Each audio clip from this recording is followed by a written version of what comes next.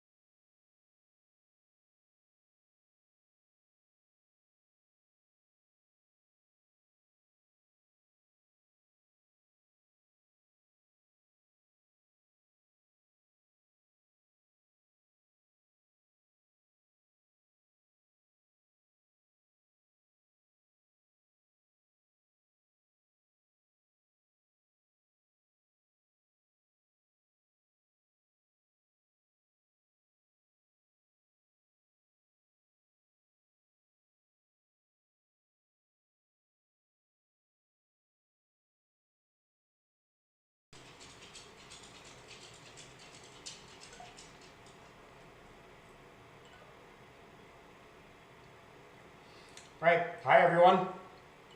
What's up? What's up? Not too much. David, just so you know, is it all right if I stream this live from my YouTube channel? Hello.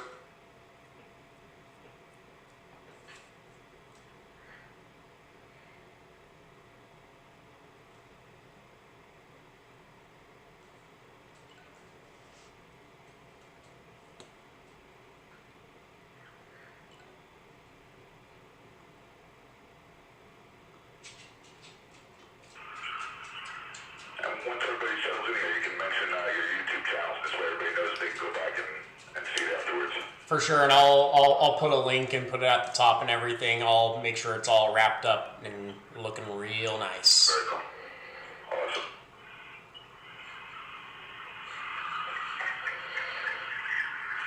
What if I have another website I'd like to promote?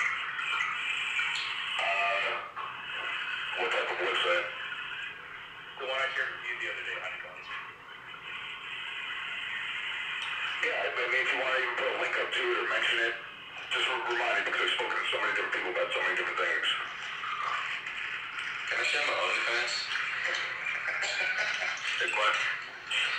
I know it was you. I would have known better than to say yes. Yeah, I just finished doing the new survey. I wasn't even paying attention. Yeah, when you say used underwear, is that what your idea was? Your website? No, it's my website called OnlyFans, because I only have one. Oh, OnlyFans? I thought you said underpants. You see how somebody wasn't paying attention yet?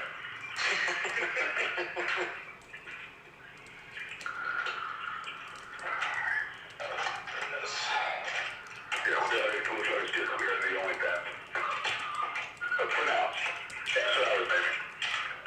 Yes, good. For the kids. For the kids. So, how you doing, Mickle? Is it late over there? Yeah, it's like one. No, hold on. Ha! We all got muted. Yeah, I was trying to accept the speaker and I hit the wrong button. That happens. No, you meant to do it, it's fine. You just fucked everyone. No, if I was only trying to meet somebody who would just be stuck. No, it's fine. It's fine. So, yeah, I'm just over here working on my car. David, I've been using your nature/synthetic share example with the empty water bottle. I love that. Which analogy? It's the one where it's like they're in the desert. Oh, yeah. Buy them and it's the empty water bottles. And they have to buy it again until they get eventually a full water bottle. Exactly, yeah. Yep. That's a great one. Thank you. I try.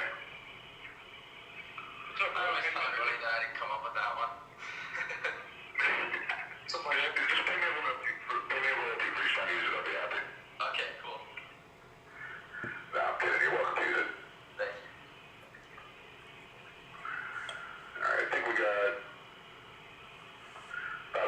We'll wait another minute or two just because I started like 2 minutes after 7, so just let everybody find it. Question, David.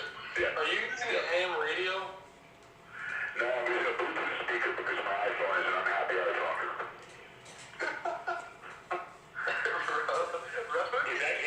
Today, I love it. Guys, in case you didn't know, you can actually download BlueStacks, it's called, and you can install Twitter on there and just use Spaces on your computer. Yeah, I did not know it's on through it though. I am. So yeah. You put it It's sounding a little synthetic over there. like a share. I was just like, was that pun intended? Oh, it was intended. Do it sound robotic? I intended, yeah. No, you don't sound No, that's fine. I was about to throw out some Fallout 4 jokes in there. Hold on, Nickel, what is it? BlueStacks, it's called. If you go to my profile, use a thing. I put up a tweet about it. You can just click the link. My shit? Yeah, totally, dude. I wanna get it all your fun.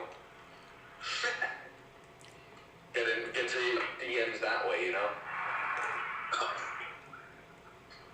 So it's called BlueStack? BlueStacks, yeah. BlueStacks.com, and it's very reputable, and it just emulates like an Android. Does it overheat your fucking phone? Oh my bad, your computer?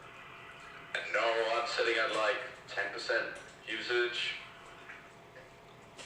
Like your computer's not really hot right now? No.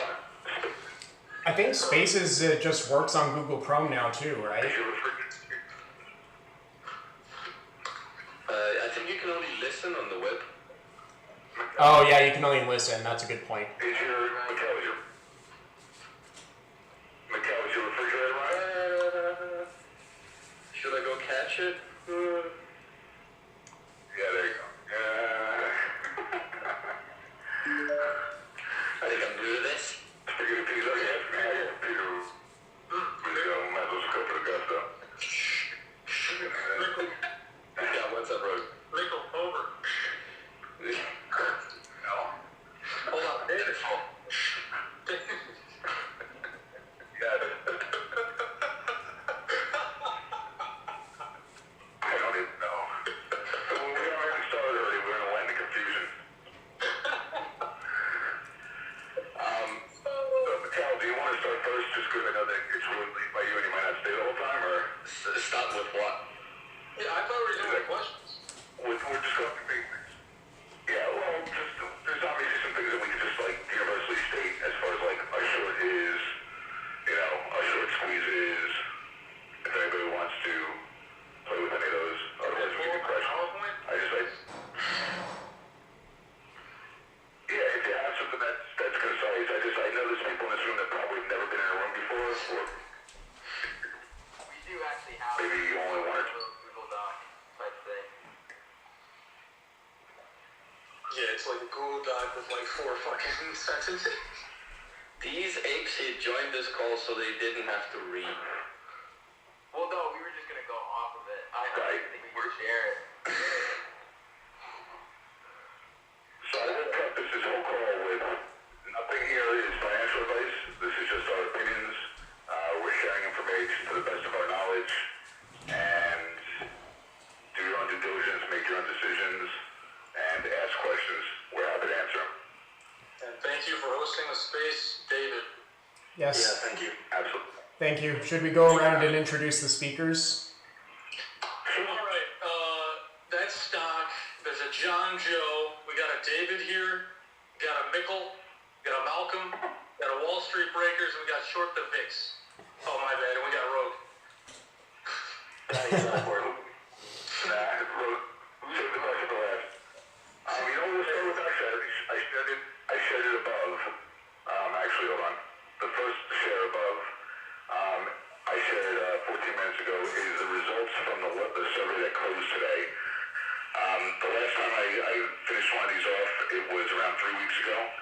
And upon knowledge, if you're not familiar with synthetic shares, we'll cover that, but just that, we start with the exciting stuff.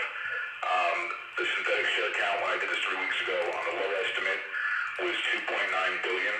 On the high estimate was 7.92 billion. And this time around, the low estimate is 3.493 billion. The high is 8.798, and the average is 6.124. That's based on 3,000 responses, or a little bit more than 3,000 responses to this one that I just started just now, like 15 minutes ago. We're going to try to get 10,000 or more responses. There's also more options this time, so instead of having 8 options, there's 12, which will also allow us to dial in the accuracy a little bit. And I think I made it a little bit easier to figure out that there's multiple options on multiple replies by not putting any options in the primary tweet. You actually have to go down to the bottom and look for 2 out of 4, 3 out of 4, 4 out of 4, and you'll see the 12 options total that you can choose. All I ask is that you vote once in the 3 groupings, once in total, and then please retweet the primary post, so when the next person sees it, they see it the same way. I know that really sounded excited there, but 3.4 billion on the low side is huge. So anyone that's confused, a synthetic share is basically a fake share. We'll just go with that for now. Someone can go into detail later. And we'll get up to the beginning. I don't like saying that it's just a fake share because it opens up for people to say, We don't want to confuse people. It's a fake share for now. yes, but it still counts as a share, so they still have to buy it and still sell it. Yes. It is a fraud. Yeah, And it still has all the rights of a regular share. The entity that has to deal with the fact that it's a fake share or synthetic share, or the result of what's called a naked short, is the entity that issued it, not the holder or the bearer of it. Yep. By rights, he means like the voting rights, so your vote will still count. Yep. That as well. I've always questioned, and I've never quite got to the bottom of it, and I've never asked it in a space, and I still don't know the answer. So you decide that you want to come in here and ask some question that you haven't heard the answer to a bunch of new apes. So this is a good one. So Citadel, Citadel, major holding in a short position against AMC and GME. I heard they are a market maker and hedge fund, correct? Yes. I have no saying yes. So can they do naked shorts to themselves? that is correct. Okay, alright. So when we have an entity that basically can continue to do this over and over and over again without returning those shares because it's borrowing shares from itself, right? So imagine the capacity for the new apes. Imagine the capacity for the quantity of naked shorts out there, or synthetic shares or fake shares, is immense. The possibility for it is immense. Now, technically, those are 2 separate entities and companies that are doing that. Technically. Okay. It's just under one name. It's still like just the Citadel brand name. Right. And it does cost money to manufacture these.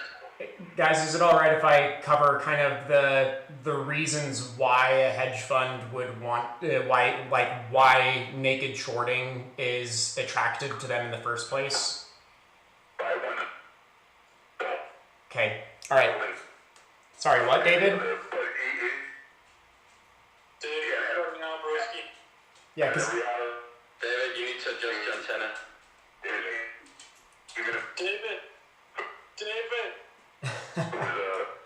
David, nobody can hear. All I hear. bro.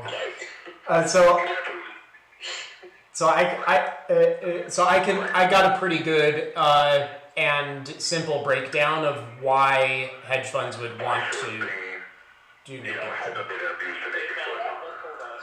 Yeah, I'm good. Getting some DM. Yeah, I'm good. Yeah. Really? You okay? I think we're heading into success. I can hear you. Sorry. Hey, I'm just gonna say, I'm gonna address the elephant in the room. I think this is a huge success so far.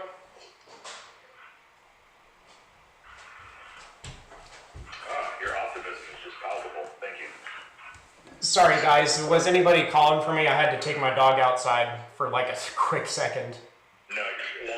Okay. Go ahead and give your explanation. Sure. Yes. Bro, Wee's juice. Sure thing. So, I tweeted out this very thing from my professional account yesterday. So I'll just read it out for you guys. So, when going long on a stock, the idea behind that is you spend money first to make more money later. When going short, you make money first to spend hopefully less money later. Now, predatory short sellers never intend to spend that money later. This is what's going on with AMC right now. So a hedge fund strategy is to sell companies into the ground. Their plan is to make money first, and for them, the method ends there. That's where naked shorting comes in. They sell shares that they didn't borrow to make money immediately. This is their infinite money cheat code. So here's what naked shorts accomplish for them. They can get cash to pay for interest on legally borrowed shares. Sorry, what? Quick question, is that better right now? Sorry, what? So far. Can you hear me better right now? Alright. Yeah. Alright, let me go through one thing before you go on, Malcolm. Okay. So just to start from the basics, a short, what a short is. So if you're optimistic about a stock, potentially buy it, wait for it to go up and then sell it. It's pretty simple. If you're pessimistic, you would potentially short the stock, or you borrow it from somebody, sell it, and then wait for it to go down, buy it back from the market, and then return it to the person you bought it from, or you bought it from. So an example, you would maybe borrow a share at 40, wait 2 or 3, 4, 5, 10 days, buy it at the market price, which hopefully went down. If you're shorting it, it's 20, return it to the person you bought it from, and you made the $20 depreciation or decline in the stock price over the time that you shorted it. That's fundamentally what a short is. A short in itself is not necessarily a bad thing. It was originally meant to kind of keep a security in check as far as what its value is versus what it should be. So if somebody thought that something was overvalued, they may short it with the intention that creating these extra shares would bring the stock price down to a more meaningful and realistic or accurate value as they saw fit. And that is simply a part of the supply and demand. When you short the stock, because of the fact that you're creating another stock on the market with the same demand, the price goes down. So that in a nutshell is what a short is fundamentally. Malcolm, if you want to run with naked shorts at this point. Sure thing.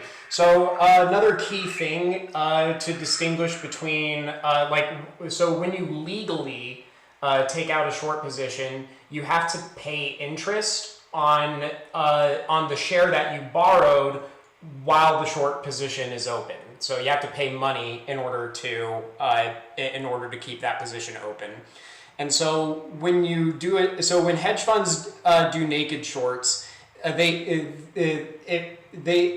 can take out a naked short if they want to get cash to pay for interest on those legally borrowed shares. They can also use it to reverse upward momentum on a targeted stock's share price. They can manipulate market share by raising capital for going long on a targeted company's competition. They can weaken a targeted company's ability to govern by diluting their board members' voting power. They also can use it to just pay out obscene salaries and bonuses for those doing the naked short selling, being evil just because they can, and for pretty much anything else that money can get them. That is what naked shorts accomplish for hedge funds.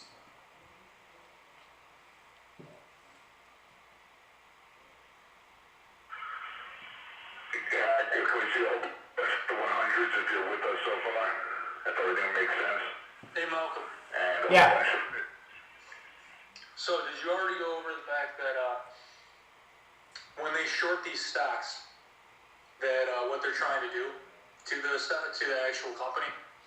Yeah. So the point of because the thesis behind naked shorting is that you never intend to return you never intend to buy the shares back, and the only way you can avoid that is by making the targeted company go bankrupt. There you go. Perfect. So that's more the predatory stuff. Yeah, I just wanted to. Right, so at the minimum, they make the difference between what they bought it for versus what they had to buy it for to replace it, less the interest they paid for borrowing it. And at the maximum, they never have to pay it back at all because the company goes out of business. Nobody's asking for the shares of a company that went out of business. It all just goes away. There are no shares. At that point, the company no longer exists, so there are no shares of that company. Now you might ask, how does a hedge fund get a company's value to drop and go bankrupt? Enter FUD, FUD. A lot of hedge funds specialize in strategic media tactics. Strategic media tactics means that anytime a company that they have in their crosshairs decides or does anything negative or any single move that can be taken with a negative sentiment in any regard, however it can be spun, they will strategically spin it in the media, to the media, with a negative sentiment to drive it down. And a lot of these places, you can look up Rich Greenfield. He specializes in it. A number of other hedge funds actually put on their websites that they use it as a preferred method of investment, in their investment portfolios. So that is what FUD is. If you're a new ape and you're kind of wondering, hey, I've seen this word around, or how does a hedge fund specifically drive that price down, or how do they increase their odds of that happening? That's how they do that. It's fun. Fear, uncertainty, doubt. Did you say that they speak to hedge funds to?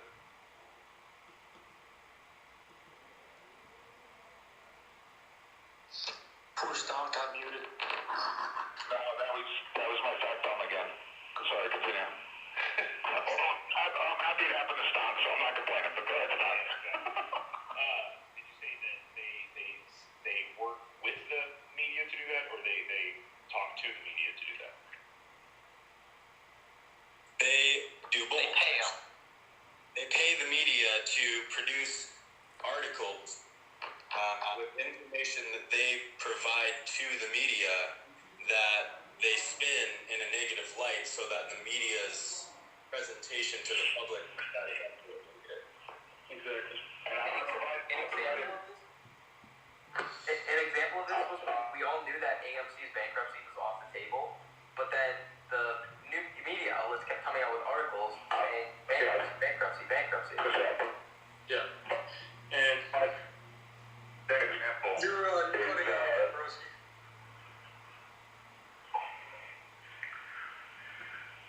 I just DM'd him. Okay. So basically, Can you hear me? guys, I'm just gonna ask the entire room. You can throw up 100s, whatever emoji you want. But when was the last time you've ever seen any media, for that fact, literally go after stocks and attack them the way that they have been for AMC and GameStop in the last 6 months? I'll answer the question for you. You haven't. This is the first time you're seeing this. This is the first time you're seeing the media try to get involved in your personal expenses, your personal investments, right? They're like, oh, don't buy that stock. You should sell. It's none of your goddamn business what we do with our money, okay? First of all, media. And second of all, why the hell do you care so much what we do? Why does it matter so much if we're trying to buy and actually keep a company from going bankrupt? Follow the money. Because they have so much more to lose. Because they have been shorting these stocks since fucking January. They've been shorting it. And what they were expecting was, normally this is what a lot lot of retail investors do. When they're shorting the stock and it's dropping down, they're forcing people to be fearful of their money, of losing their money. So what do people do? They sell. They sell their shares. And that's what happened to multiple different companies before at the hands of hedge funds. And what happened to them? They didn't get so lucky. They didn't have an ape army behind them. They didn't have a Vanguard or BlackRock that pulled them up. They went bankrupt. So this is just the beginning for this. This is a lot more. There's a lot more to it than just two stocks. There's a whole movement behind it. Whoever wants to cut in now, you can. I'll set my piece. Yeah, I just want to make just an operational note on this that so at the top of the space I shared a tweet that has a link to my YouTube channel where I'm streaming this live. So if you don't feel comfortable with the mic, you can go on to the YouTube stream and you can comment on there, and I can make sure that the questions get posed here. So. All right, so now I'm gonna go back into it. All right, guys. So now that I have your attention, now that you know pretty much the basic thing that we're pretty much standing for, what's been happening is they've kept on adding to their debt and pushing out like short positions and trying to fucking destroy this stock regardless of us holding. They didn't plan on everyone holding their shares and buying more when the dip happened. Now, I'm going to go back to January because this is going to clear up a lot of your questions. What happened in January with GameStop, with AMC? We're going to mainly focus on GameStop because that one actually, it had more relevance to it, right? At that moment. At that moment, when GameStop got up to $500, there was something that happened. There was brokerages that came into the picture, and they pretty much just took away the Bible. They allowed people to sell at that point, but they took away the Bible. So people were freaking out. That's when people decided to sell, as well as the hedge funds kept on shorting the stock because they're betting against it. They're trying to make sure that everyone sells their shares so that way they don't have to buy anything back by bankrupting the company. So they didn't plan on the retail investor actually holding onto those shares and just buying them at the bottom. Because for me, for instance, when I saw that happen, it didn't sit right with me because I haven't seen that before, and it was not normal. And anyone that's been in the market could tell you the same thing. So now we're fast forwarding to now.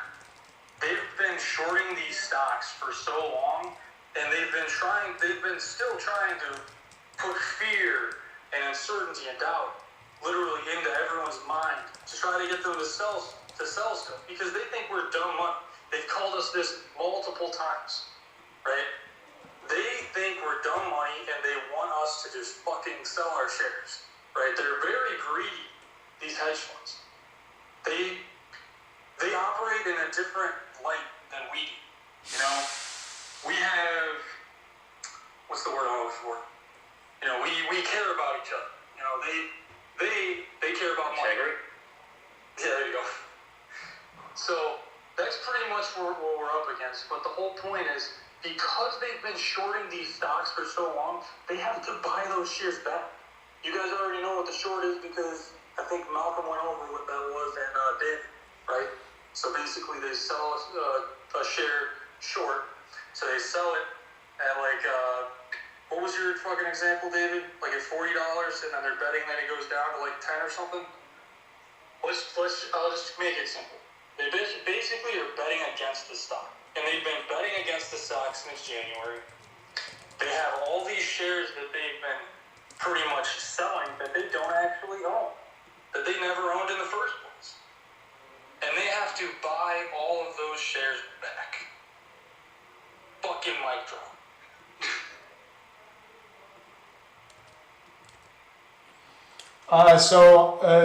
with buying back all those shares, I'll cover simply the mechanics of like like what would trigger them to buy that back. So when you have a short position open, if the share price is above the price where you initially sold, where you initially shorted the stock, if it's above, that means you are underwater on your position and you are losing money on that. Now, the higher the share price goes, the more underwater you get, which means that that you usually need to put up more collateral in order to hedge for that, just in case if the worst happens, then you can make sure that then your lenders will feel more comfortable with you keeping that position open. Now, when a stock gets Can everybody hear me now? Yeah. Yeah, I can hear you. All right, let me go back for 1 second, just because I was able to hear Bill, but it was really frustrating, so I wasn't able to talk. I just want to mention like 3 things, and we'll be right back where we were. So, first and foremost, the idea of the shorting and the media coming out with information about the company to lower the stock price is not always done in malice. So, what I want to convey in this point here is that shorting has its place when it's not done in a predatory or excessive manner. An example would be, in my opinion, Nikola, the EV trailer company. Their stock was going crazy. Somebody said, hey, you know what? That commercial they have, the truck driving down the road, it wasn't driving down the road, it was rolling down the road. So they're bringing the information to light, which makes people invest at a more appropriate per stock price. However, what they did before they released that information was to borrow shares at, let's say, $60, sell them on the market at $60, release the information that the truck wasn't actually a self-driving vehicle yet, it was just, working with gravity. The stock price dropped to 20. They bought the shares back at 20 and repaid them. That's the basic concept of how a short seller operates. When there's validity or proof or truth or a good reason to short a stock, that's one thing. The other way that they go is much more excessive potentially, where they short it to oblivion or as close to it as they can get. An example is where they just keep shorting the stock over and over again, putting more and more shares out there, decreasing the value of the stock to the point where the company has no ability to raise funds because their stock is worth nothing. People are pulling their money out, and it just becomes a vicious cycle, and eventually can, and their hopes will put a company out of business. If they borrow a share at 40 and they have to buy it back to pay it at 20, they made it 20. If they borrow it at 40 and they put the company out of business, they don't have to pay anything back. They just walk away. There's not even capital gains tax on that for them. The next aspect is with regards to the margin calls. The person they're borrowing it from is saying, hey, I'm going to charge you X amount of interest.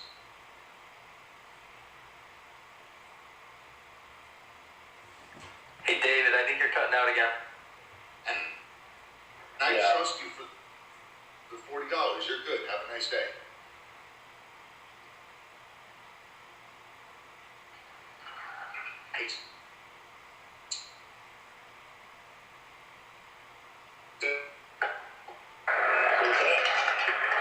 We're still having a rough time trying to hear you, David. I still trust you with the shares at 41. 46? So, okay, you're good. At some point, it gets to a number where they go, look, you borrowed this from me, and I was okay loaning it to you when it was a $40 stock. Now it's a $70 stock, or a $60 stock, or a $55 stock, whatever that margin. Is that? Hey, David, you're cutting out, buddy. Yep. Any better right now, or no? Yeah, it's kind of like Here, you know what? He can go back onto that in a little bit, but I'll go into the market margin calls as well. What happens when a margin call happens? Good. So basically, what happens when a margin call happens? A margin call is done by a brokerage or lender, for example.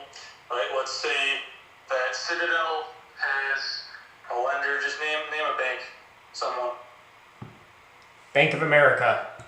Perfect. Okay, so Bank of America is their lender. Okay.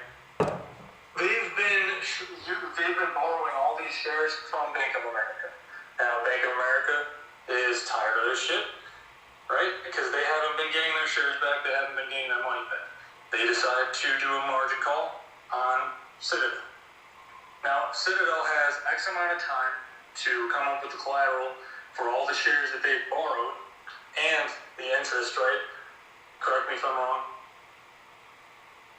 All right, cool. I'm not corrected. So, yeah, so basically they do that. And after that X amount of time, let's just say, for instance, after one of the rules is passed from the SEC, I think it's 2 days that they have. So they have 2 days to come up with this collateral to actually cover all of those shares or the money for those shares and everything like that. So what they have to do is they have to start liquidating their top positions or whatever positions they want, right? If they don't come up with a collateral in that time, then the lender comes through, and it's pretty much like an algorithm or a program that comes through, and it literally liquidates that hedge fund's assets, starting with their top assets, right? And let's just say, for instance, Citadel does not have enough money from all of the assets that they have. So the lender liquidates all of their positions. They're down to zero. Now the DTCC kicks in, right? The DTCC kicks in. It has a $67 trillion insurance policy. When they kick in, then they are forced to buy whatever shares that haven't been bought by the brokerage, right? With that money. Now let's say the $67 trillion insurance policy. They've used all of that to buy all the shares, all the rest of the shares. But they still don't have enough. Then the Fed comes in and the Fed starts printing money. So that's that process of that happening. And when I was using an example of Citadel, there are multiple different institutions. There's, who's the other one? It's pretty much like Citadel, there could be all these other different hedge funds that you're going to see probably go bankrupt before Citadel that have been shorting the stock, but they don't have the liquidity for it. And I don't think Citadel even has the liquidity, even if they liquidated all their assets, to actually come out of this okay. I mean, you guys correct me if I'm wrong, if I'm wrong there, but I don't. So that's how that works. Yeah. The only thing that I have seen that Citadel could be able to actually raise that amount of funds is, I remember back in January at the hearings that they had made some obscene amount of money in that span of time because there were so many trades going through, and that they were the ones executing them. So they make a really small amount per trade, but if there's billions of trades going on, that they are still making a substantial amount of money. So that's really the only way that I think that they could raise enough funds. Okay, well then there you go. If anybody has anything to add to that, that's just something I've been speculating about in my head, but Yeah. no, I think you don't need to cover that here. You're on top of that. I just want to summarize using an analogy, a very simple way to remember the difference between a margin call and a forced liquidation. A margin call is like a shart. You only have a limited amount of time to get to the toilet. If you do make it to the toilet, then you're good. You're fine. And you can continue about your day as normal. Maybe have to wash your underwear a little bit. Not a little bit. You'll have to wash your underwear. But if you don't make it to the toilet, you shit your pants, and that is what a forced liquidation is. Jesus Christ, dude, what the fuck? I mean, it makes sense. It makes sense. It does. That's it, but it also puts it into perspective how horrifying it is for hedge funds. Scatological argument. It's And education. it's called liquidation. Like, Listen, Stock, you going further into it is not helping. no, so you're into the. Bro, why did you say further into it? Let me truncate this crappy conversation. You can hear me now, correct? I'm literally hugging a cell phone now. I kid you not. So a couple things. The entities that get involved, if there's a default, that I know of, there's 6 layers to the onion. There's first the hedge fund that issued the short. There's the clearinghouse that processed the short, and then there's the DTCC, each of which have their own insurance policy. So there's in essence 6 different layers that would have to be breached or depleted before we get to, the government or technically the Fed printing money. If that had to happen, it would in fact happen, in my belief. But just to know that there's a lot of things that have to fall before we get to that. From the standpoint of naked shorts, when the hedge fund issues the naked short or tries to get shorts, it's not a naked short yet, right? Like Matt says, there's no naked short button. So what they simply do is they call their clearinghouse and they say, I want to short this stock. Now to do that, the clearinghouse is supposed to have the shares on hand, but they have a time frame by which they are allowed to get the shares on hand. They say, okay, we can get the shares, no problem. 2 days later, it turns out they couldn't get the shares. In that 2 days before that even becomes a reality, those shares have potentially been loaned, bought, sold, reshorted dozens, if not tens of dozens, or hundreds of times. And that's where this spaghetti of all these multiple synthetic shares comes to play. The methodology by which the margin call happens is there's a formula that says you have to have, and I don't know if you guys heard this, I'll just repeat it. You have to have a certain amount of money liquid. So when they first loan that share at $40, they're okay with loaning it at 40. When it gets to 45, they're maybe still okay.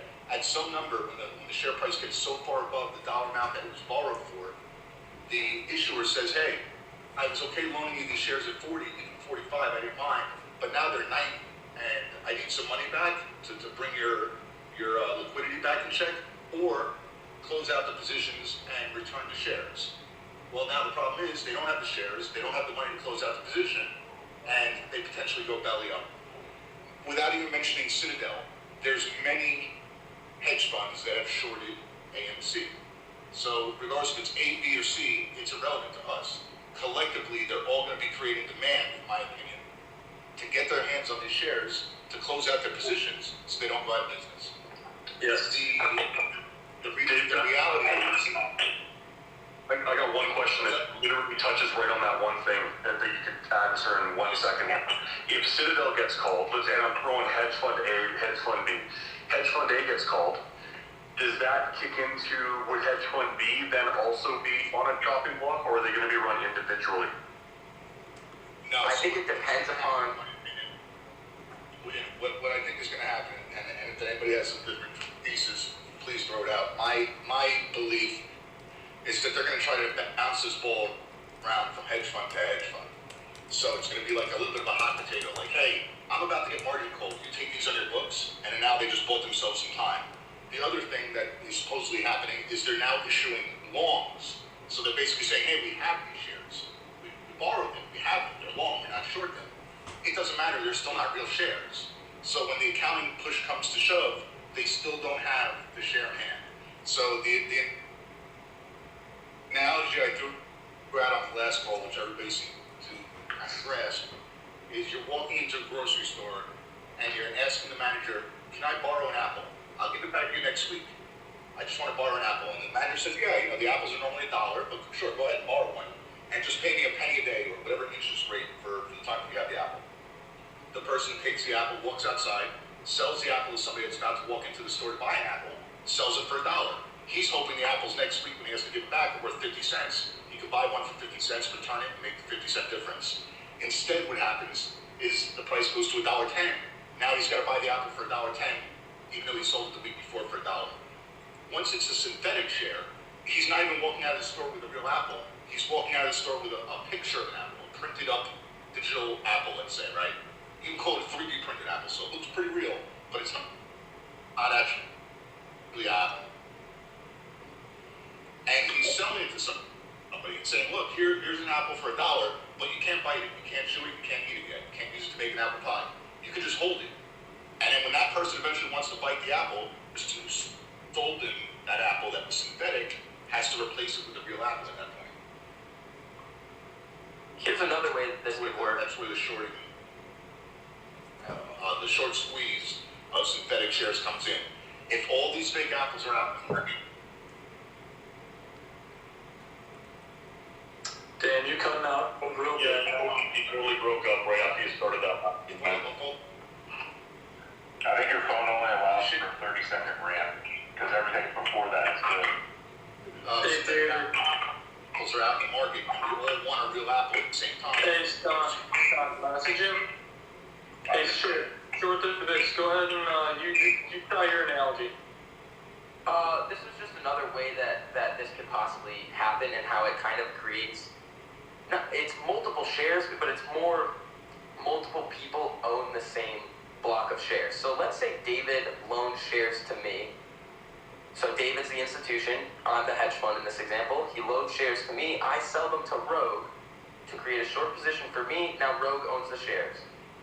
Rogue's broker now takes those shares, then loans them to John Joe, and then John Joe sells them to Stunk. So now Rogue and Stunk both own the same shares. So that's another way this can happen. Fuck you, Stunk. They're my shares. What if But actually, here's the funnier part. In that situation, we both have a legal right to the shares. We executed our end of the bargain because we Exactly. So, would somebody care to explain what happens if one person that owns one of the shares wants to sell their position? So like if Stunk wanted to sell his position? Yeah. So let's say the share let's say the share that I bought is a borrowed share, but then my broker decides to lend out that share. But while my share is being lent out, what happens if I want to all of a sudden sell? Each person that loaned it along the way gets a door knock all the way back to the beginning. That's where the house of cards crumbles. Malcolm, do you have an answer to this? Not that I could explain simpler than David. he actually nailed it on the head. Like I knew the answer. I was just wanted to answer that question in case anybody had it. So.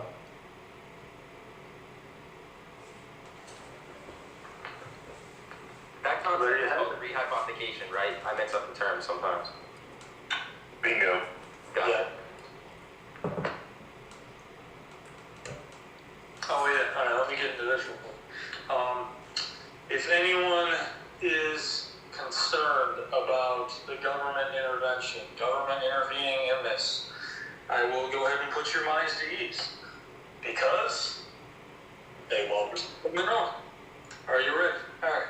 So, basically, in February, right after the GameStop fiasco happened in January, there were two, and John, I think you actually know the specifics, but hold on. Alright, there were two specific top execs from BlackRock that were appointed into the Biden administration. Right? Three. Okay, three? Yeah, there were three. There were three other information about BlackRock. So there were actually third. Explain how BlackRock and Vanguard fit into this with their relationship prior to Citi. Oh no, I was going to get right into it. I wanted him to get into the information first. Yeah, so there are actually 30 past BlackRock members members that are currently sitting in Biden's cabinet, as well as previous top government officials that are now a part of BlackRock and Vanguard. So they are very close together, as well as at the beginning of the year, I don't even remember what it was, but when the first stimulus check came out, the administration had to go to BlackRock and basically ask them for money through selling bonds to be able to distribute these stimulus checks to the populace. And so the government didn't have the money, the Federal Reserve didn't have the money, so they had to go to Big Daddy BlackRock to ask them for money to be able to distribute stimulus check payments to us. They are very close together. That seems like Now we'll get into that. Thank you for that, John. Now, BlackRock, right? You now know what BlackRock came from, how they are involved with that part of things. Now, BlackRock and Vanguard, they hold huge positions in AMC at the moment. Before they had like 10 million shares apiece, and that was as of like February, March timeframe. Coming to May, they each now have, one has 37 million shares, the other one, that one's Vanguard, and 27 million is for BlackRock, right? So now why does that matter? It matters because of this. Because of the information he just stated about how their involvement with the Biden administration. Here it comes. Adam Aaron, Vanguard, and BlackRock have literally been invested in each other, all three, right? They've all been invested within each other for years. So why is this a good thing? Because they added to their position a lot, right? So they had less than 10 million shares apiece. Now each of them collectively, they have a total of 64 million shares. This is good because BlackRock and Vanguard are not going to try to fuck over Adam Aaron. So they're in it for the long haul. They are long on AMC. So now why did I bring all that? Because what John was saying was basically BlackRock and Biden, the Biden administration, they are hand in hand. So they got to know what's happening. When shit hits the fan and the squeeze does play out, what will happen? The government will not want to step in, and I'll tell you why. Because one, the government will capitalize on capital gain tax exponentially. You don't even understand how much money they will receive from capital gains tax alone. From all of these new millionaires, all of these new investors that literally just became millionaires, right? They are going to have a shit ton of capital gains tax. And why is it important for them? Because they can do whatever the hell they want with that. Honestly, I would hope that they try to take away like a portion of the national debt. But I don't know exactly what they would do, but I'm sure they would do it. They would use it in a good way for the country. Can I say one thing real quick? Yeah. All right, so to a simpler answer, just because I want to try to stay out of rabbit holes also, a simpler answer to why the government won't step in is there's two aspects of it. One is they cannot do something that would underscore the integrity of the market. It would be catastrophic to like a degree we've never seen. Not only domestically, but internationally, in my opinion. Right. The aspect of the market. And honestly, it would be like a house of cards falling on a global level. That's right, because the aspect is so what's that? Let me just visualize this. It's in their interest to let this happen. Yeah. Because of the fact that since the beginning of the pandemic, you're lagging out they've again. been giving people money and unemployment. A lot of people have been taking that money and investing in stocks. The stocks go up in value, people sell them, and they have to pay taxes. So not only do they recoup, a rate of 33 to 39%, give or take, capital gains tax on these improvements in the asset value. Not only do they recoup that money, they recoup it to a point where it's more than what they put out during the whole pandemic. So they make money. We end up with stocks that are worth more than we bought it for, potentially, ideally. And the only person, quote unquote, losing are the hedge funds who are already kind of pitted against them based on what happened in 08. Exactly. So there's, Citadel, and this is the only time I'll really mention hedge funds by name. Citadel kind of got the better of BlackRock to a large extent, and Vanguard to a certain extent, back in 08. So now you have these two funds who are like, you know what? Not this time. You're lagging out again, bro. And they're we're shoulder to shoulder. All right, so You're lagging, buddy. Basically what happened was that in 2008, BlackRock and Vanguard pretty much got left with the bag, and Citadel kind of got away much cleaner than the rest of them. So what David is trying to say is that at this time, BlackRock and Vanguard have taken the other side of the bet, and they are basically maybe going to try to screw Citadel over for what they did to them back in 2008. they're out for blood. And what I wanted to also clarify too, I forgot to mention, for the government intervention, that would literally destroy their credibility within the entire public. You think there's already some distrust with the government alone right now with some people? Imagine them stopping a fucking squeeze from happening and destroying the possibility of changing millions of people's lives with this money. And they just take it away. Get in front of people's principles. I believe the only But their money? No, people are gonna.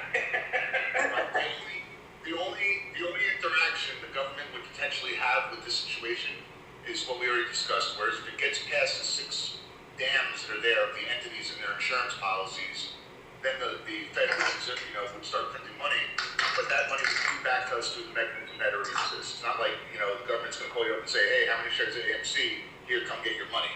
It would just go back into the system and flow back down to us, through the stock sales. I have a question to pose to the rest of us speakers that I'm sure some new apes are thinking about. How high is the price going to go?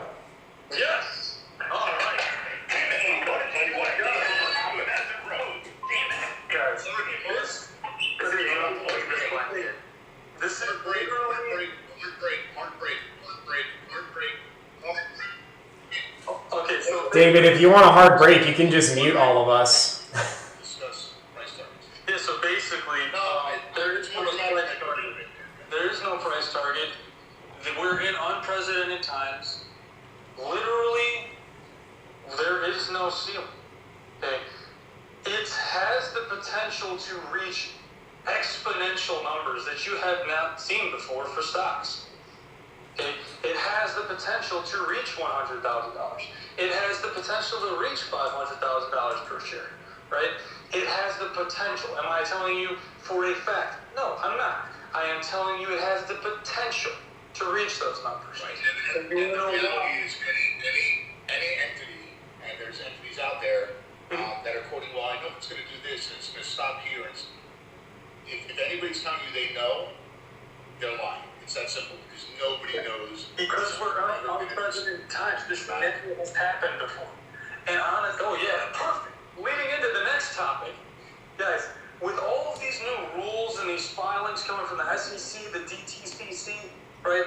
All of these new rules, yes, some of them help with, like pretty much pushing the envelope for all of these fucking hedge funds to actually cover. But the majority of them are so that way something like this to this magnitude can never happen again. Because if it did, it would literally destroy the entire fucking world. I'll go one step further. I'll tell you that the reason why a lot of these laws are being passed so expeditiously is because this is at some point going to be in front of Congress. And when the question comes up, why didn't you guys do something about it? they want to be able to cover their ass and say, well, we were starting to, or we tried to, and we couldn't keep that cat in the bag, but we think we put the laws in place to stop it from happening. I like that. That's So- Going off of that, legislation. Hey, Hold on, I got one. In order to Back kind of- perfectly. David's example is perfect because how many rules came out so quickly, and this is brought to you by the people that run the DMV and the post office. Okay, think about it like that. Why else would they come out with rules this quickly? And rules from 3 or 4 different governing bodies that are passing the same legislation in each governing body. This is a coordinated effect that has never been seen before.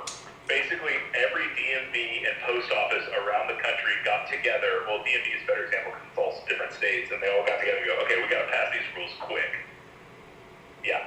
yeah. Hey. Would somebody So we talked. So we mentioned that there is no ceiling on the squeeze.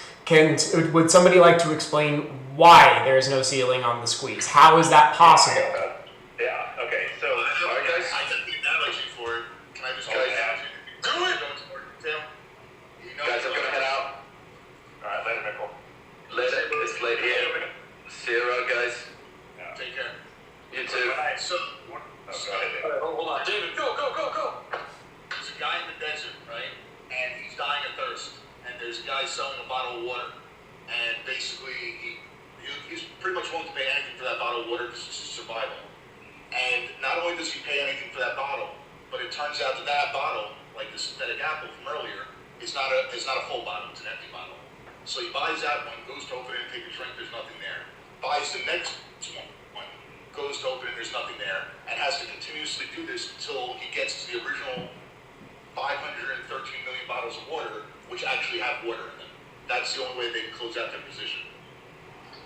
It's a beautiful analogy. Because in a position where I've got a long position, my gain potential is infinite minus what I paid for the position. If I have a short position, the most I can gain is from whatever I bought it at and it going to zero. But my maximum loss on a short position is infinite because theoretically the stock can go to infinity.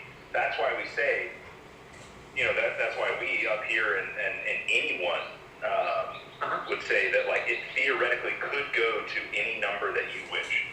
Like 100,000 is not a mean because theoretically it is possible. This squeeze has been referred to as 3 different things, and all of them are accurate if certain things happen, which are already in place, and in my opinion are already happening. One is the mother of all short squeezes, because it's epic in that regard. The second is the mother of all gamma squeezes, which we'll get into what a gamma squeeze is, but it's like a subset of a regular squeeze, even more, I don't want to use the word violent, but even more violent, even more dramatic. Not in necessarily the price height, but in the rapidness in which it goes up. And then the third is the infinity squeeze. And the reason why the name infinity squeeze is appropriate is because, in theory, the price of the stock could go to infinity. And guess what these stocks are doing? This is a good time to point out again what I reiterated or what I stated originally in the beginning of the call. Everything you hear from all the speakers here, just to be clear, it's our opinion, it's from our understandings, it's us trying to share what we believe to know with you. It's not financial advice. We still recommend you do your own due diligence, and we certainly recommend you make your own decisions. Yes. And then also, I want to piggyback off that. What he just said, make your own decisions. When this squeeze does play out, and I'm saying when, because in my eyes, I see it as inevitable. And I'll keep fucking saying that because that's the way I think. Because of all the research and DD that we've all done. Alright, so basically, oh god, hold on. Someone fucking speak. I want to go off of David's point before that when he was saying that if this does go in front of Congress, all of these institutions are going to need to make it look like they tried to do something. And what have we just seen over the past week? First, it started with Raymond James and Jeffries, no more shorting, and I think it was Jeffries that said no naked options on AMC and GameStop. Then we I think they were removing naked positions as a possibility on their platform. Like just no naked positions. So naked positions, correct me if I'm wrong, are illegal. They've literally stopped anybody from being able to short these stocks, period. Not they didn't specify naked because they're not supposed to admit that they're doing naked.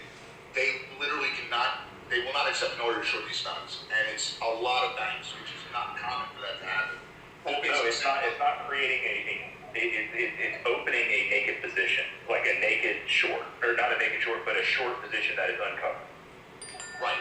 Yeah, they also naked options. No, so like no selling naked calls. Yeah. And then we've seen multiple institutions do this, and then we saw the Bank of Montreal, I think it was, in Canada, yesterday. So that is a sign. Vix, isn't the issuance of a naked short illegal? Yes, but naked options are completely. But I can make a naked option. Yes. All right. And that's what Jeffrey came out and said, is you can't have a naked position in an option, like with a naked, like a.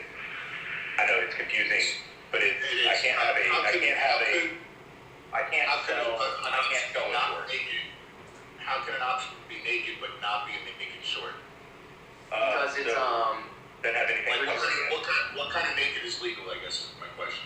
Naked calls, so just selling call options when you don't own the underlying stock. And then naked puts, but you're just essentially saying that you're going to buy the stock at a certain price. So they're naked, but they're typically cash secured, unless you have like the highest level of options trade. I think it's like level. Do they have level 4? Is it 3? Yeah. So 3 or 4, I don't know. yeah. So the problem with naked calls is that when you're selling naked call, the theoretical max loss is unlimited, because once that call option that you sold goes in the money, say you sold the call option at 100, so you are guaranteeing the right to somebody that you are going to sell them 100 shares at $100. If the stock goes to 1,000, you have to buy 100 of those shares at 1,000 and then sell them at 100. So it's the brokerages protecting themselves from having to execute those trades, because it's going to be really volatile. And this is kind of what we saw in January, that the volatility and the amount of volume that they were getting, they just could not handle it. Yes. So could I infer that the reason why a naked short is illegal, whereas the other forms of naked options aren't legal, is because of the fact that it's like detrimental to the stock price and it's considered predatory? Well, the option actually exists. The option contract actually exists.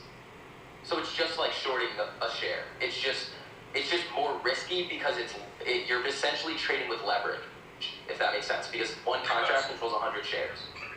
But my point being is the reason why naked shorting is considered illegal is because it's predatory and damages the stock price, whereas naked calls aren't. And it's because it's creating an artificial share.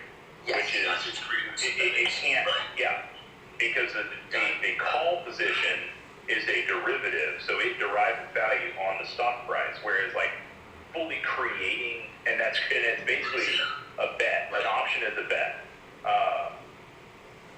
And there's no such thing as a fake bet. A bet is a bet. Right, yes, exactly. So whereas selling a share that doesn't exist is not a bet. It's literally creating something out of nothing, which is illegal. Right. That is correct. That's counterfeiting at its point. Yeah. All right. I mean, that's just what that lawyer said, and lawyers don't know anything about the law. So I'll tell you, I'm learning every day, and I like it. Can we cover the Ortex data? I think that is something very important that we need to cover. Yeah.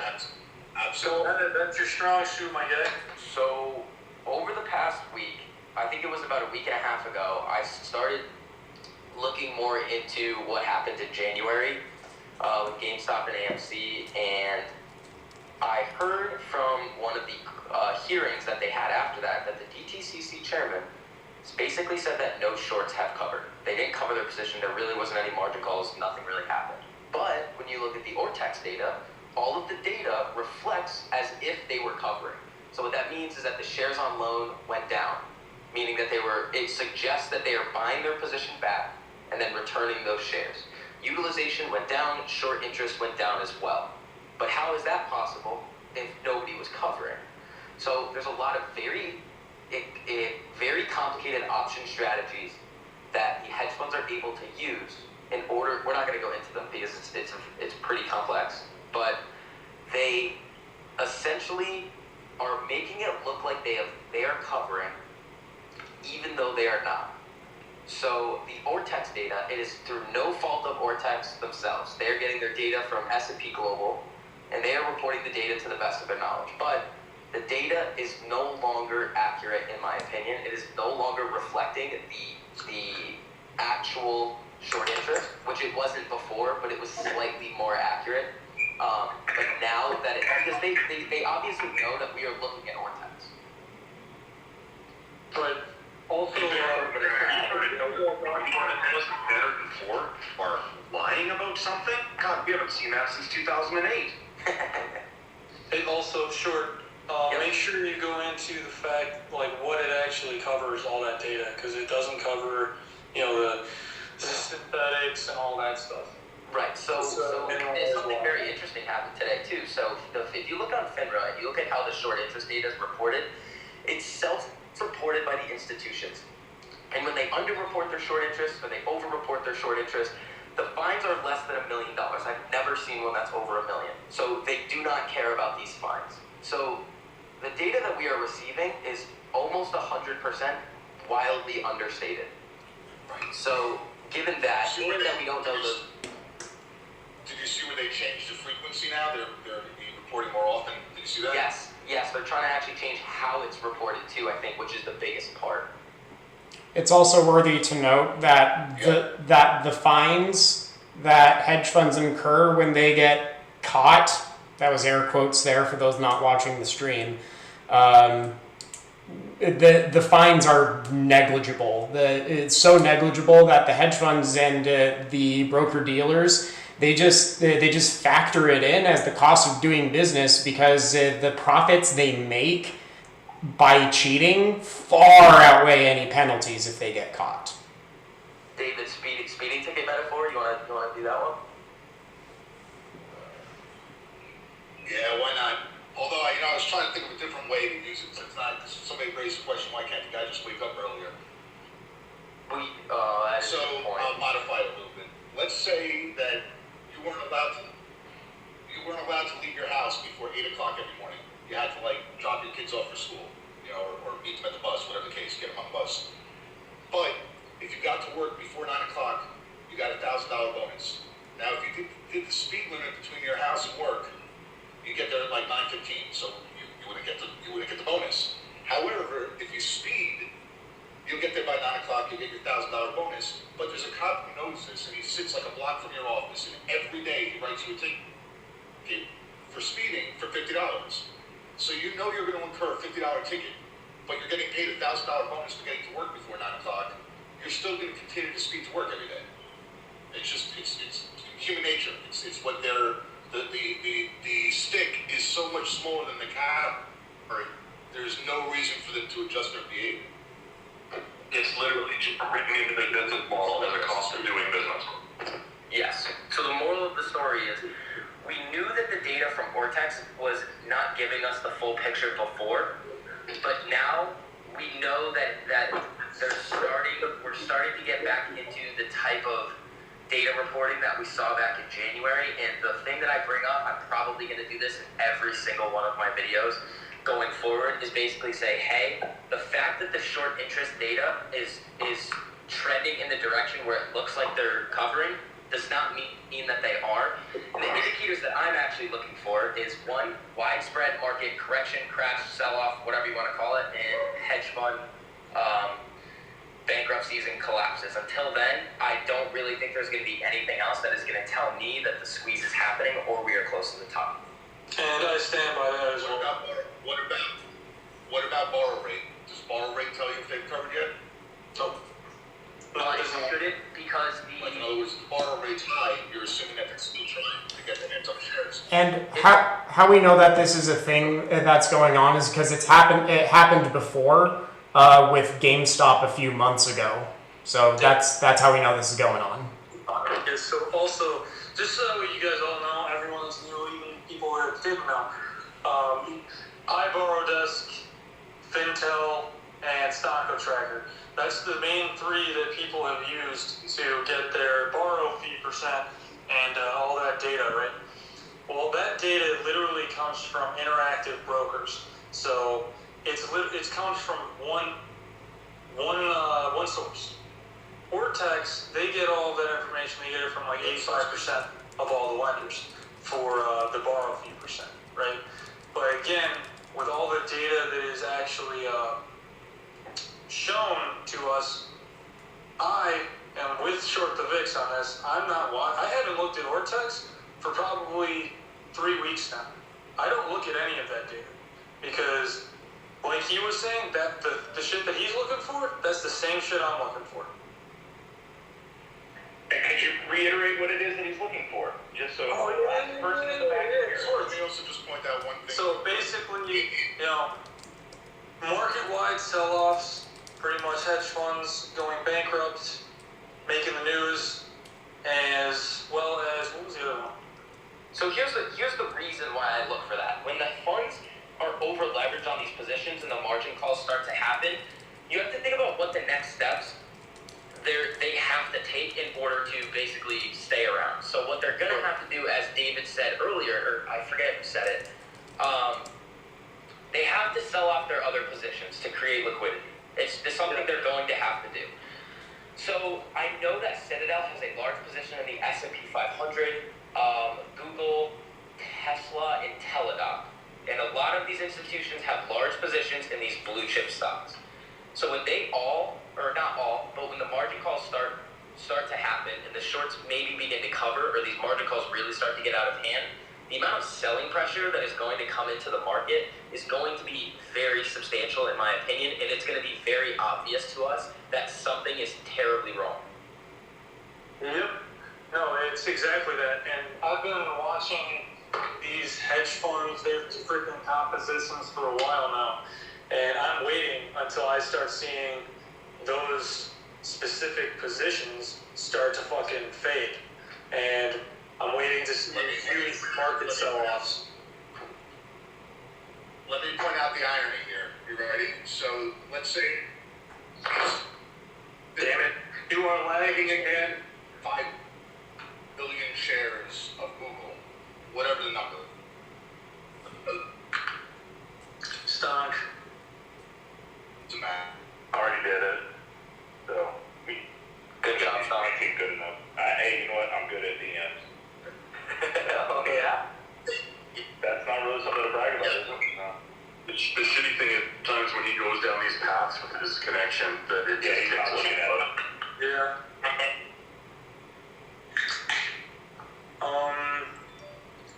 I don't really know where he was going with it either. Yeah. Me neither. So one indication maybe what you said, like a market-wide sell-off is what you were saying? Yeah, like I'm literally You going mean to the forced liquidation or the margin calls? Yes. The forced liquidation, looking at all these different blue chip stocks and seeing their positions start to dwindle down. And I want to see. Yeah, go ahead. Think about the margin debt in the United States right now. The last time I looked at it was about $822 billion, and it actually increased. I think it increased by another $20 billion. So all of these funds. You can hear me now? Yeah. Yeah. So all of Alright, these let me funds just- not only have let me long, just- When you lag they coming in, also David. have short positions. So when the widespread market sell-off starts to occur, it's not only going to affect the institutions that have short positions on AMC, because if the other funds are trading on margin, which is basically a loan from the broker, they're going to have to do these liquidations as well. So it's going to affect everybody. It's not only going to hit the institutions that are over leveraged on their short position on AMC. Exactly. All right, so you guys can hear me right now, right? Yes. Yeah? All right, so let me blurt this out because what you just touched on, Vix, is the entire irony of this whole situation.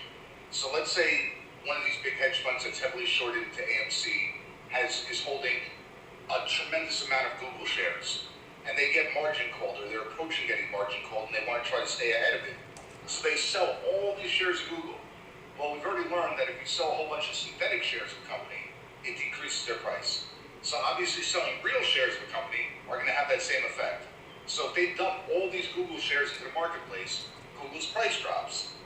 So the same mechanism that they use to hurt the companies they're shorting, they'll actually end up, in essence, hurting the entire market of the positions that they're long in. The other aspect is before it was mentioned that they've been shorting AMC since January. It's my opinion, and I think a lot of people's opinions, they're shorting the AMC since a lot earlier than that. Most people would say it's the beginning of the pandemic, right? And I'll even say, go one step further, they started shorting it when their thesis became, nobody wants to go to the movies, everybody wants to watch TV at home, this company's going to go out of business, let's help them along by issuing all these shorts, all these synthetic shares, knowing we're never going to have to repay them because the company's going to go out of business. And they almost did it. They doubled down when the pandemic happened. They said, all right, it was already happening. Now it's going to happen even quicker. Let's issue more shares that we're never going to have to pay back or buy back. And then all of a sudden, GME happened. And people started paying attention. Why? Because we've all been home with nothing to do and we're learning about this stuff. Exactly. So now everybody's like, we're not doing that. We're not letting that happen. We're going to buy the shares and we're going to hold them. And then when we're holding them, that gives the share value a little bit more to the point where Adam Aaron can generate some revenue, be in the good graces of different creditors, generate revenue to the point where he's holding a $2 billion war chest and say, you know what, we're not going out of business. And now the hedge fund's like, whoa, we issued all those big shares, nobody wants to sell them, and they're not going out of business. Guys, we got a problem here. And that's the nuts and bolts of the whole situation at large. That's like an oversimplification, but a pretty accurate representation. What I think they're going to try to do is I think they're going to we're going to see a really big spike on dark pools and OTC, because the point of those types of exchanges is to not move the market. That's the main purpose of when they were set out. So if we start to see what dark pools are. So essentially what a dark pool is, it's like a backdoor room for an exchange. So it's for these big institutions to make or liquidate, or to buy or liquidate a large amount of a position, and they don't want to have it affect the overall market. That's what it's mainly used for.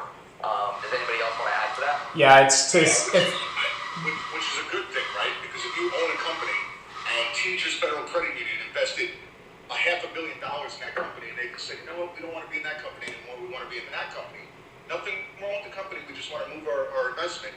And they sold their $500 million worth of shares, your shares would plummet.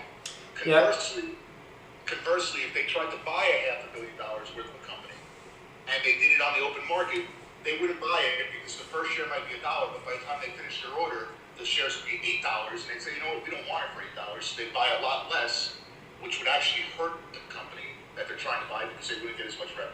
Yeah, so think of it as an anti-scalping measure. Think of like PlayStation 5s. If you knew somebody in the area that was going to buy a whole bunch of PlayStation 5s, you want to get the entire supply before they do, so you can jack the price up on them. So does anybody have anything to add of what I said earlier that about we're probably going to see a spike in dark pool and OTC activity, because the funds are not stupid, so they're going to try to not move the market so they don't trip anybody out. It doesn't send margin calls everywhere else. If they can't manipulate the market though, then what's the point of trading in the dark pools? Because they can use in the dark pools. That's the problem. They took a good thing and made it terrible. Exactly. The dark pool was meant for large blocks of stocks, and instead they're using it as a place to trade in one direction. So they'll buy the dark pool and then sell on the other direction. I totally get that, but are we talking about like in the very near short term, that's what you're talking about, or do you mean going forward after the squeeze is all done, we're going to see more OTC and more dark pool trading?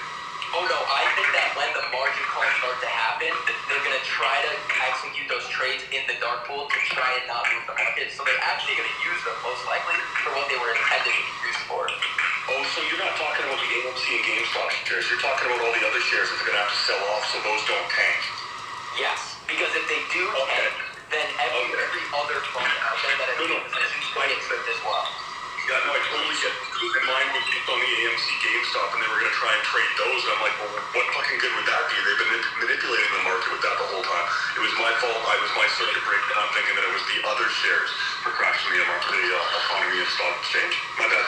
Yeah, because now look at it like this, so people understand, right? If they didn't do these big sell-offs of, let's say, Google, we're just using Google as an example, So if they do a big sell of Google to liquefy their position to cover on the shorts on AMC, and they did that in the open market, the stock would tank. If they do it on the black pools, the dark pools, at that point it won't tank the stock, but at the end of the day, it's still gonna affect the stock price because it's how do I explain? It's still gonna release or decrease buying pressure because now you have the situation where somebody who's normally investing in something stopped because they're trying to keep all their cash in house or get their cash back in house. And then furthermore, let's say there's a company out there that's shorted Google. Well, now if all of a sudden Google's price goes down, they're stuck in a margin call because they have shorts on Google, and it becomes a vicious cycle. Hey David, can we get Lukazi up here too? Yeah. Let's see if I got it, but you just requested. Before we move away from dark pools, I just want to talk about dark fibers for a second. So, what dark fibers are is that when a retail investor places for example, if they place a buy order, if that buy order gets sent through dark fibers, then market makers can essentially intercept and see that trade before it executes and goes through, and within nanoseconds, they can set up a sell to essentially cancel out that buy order, so that in the way that it doesn't affect the stock price to go up. Hey, listen, guys. Can I say something? Yes, sir. What's up? If they're trading synthetics on the dark pool, as I know very personally and very well that there is a heavy investigation going on right now. They are going to start tagging people's asses, and it's not just going to be fines. There's going to be people get sent to get to sit down. So you guys can say that they're going to start trading. If they do trade on the dark pool, they are fucking stupid. Because we own majority of the shares of the stock, or if not all. So for them to be trading something, it will have to be naked shorts, and there is a $7,000 to $15,000 fine per share of naked trading. So let them have fun. Let them have a party. Well, maybe let them drop that shit down. Don't be scared. They can run that shit down to $8 for all I care. But I'm gonna tell you something. At the end of the day, they get charged. How would you like to get caught drunk driving once, then you get caught drunk driving 37 times consecutively? You know what I'm saying? There's going to be some people. There's going to be people getting put in jail. This is not. They're fucking up the U.S. economy and the world economy. And if you think that they're going to let people walk away from that without being scared to drop the soap, you're out of your mind. I wouldn't even worry about it. All right, so let me. What I was speculating on was when the margin calls happen and they have to sell off their other positions, like a Google, a Facebook, or something like that, they might then go to the dark pools to try to execute the trades in there in order to not move the market. It's because if they were to just send those massive orders onto the normal exchange, it could really hurt the share price. And then everybody else get margin calls too.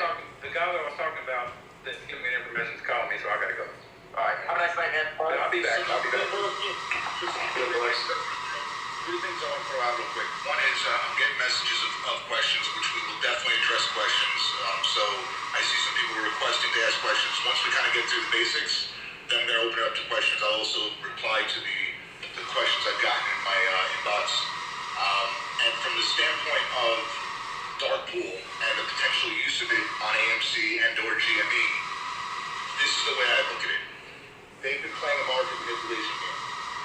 We all believe that. I believe we all believe that. I believe that there's enough of us that are holding these shares that we own the float. And you've heard that expression, I'm sure, or at least 90% of it. More than enough of it to precipitate what we think is going to happen. So with them playing all these games, their only objective is to try to bounce, not even lower, but make the stock price as volatile as possible while keeping it on the lower range with the purpose of having individual shorts. So let's say it bounces up to 70, they shorted at 70, and then they dip it down to 40 and they buy the shares back, they just made $30 a share to try to help cover their positions at large.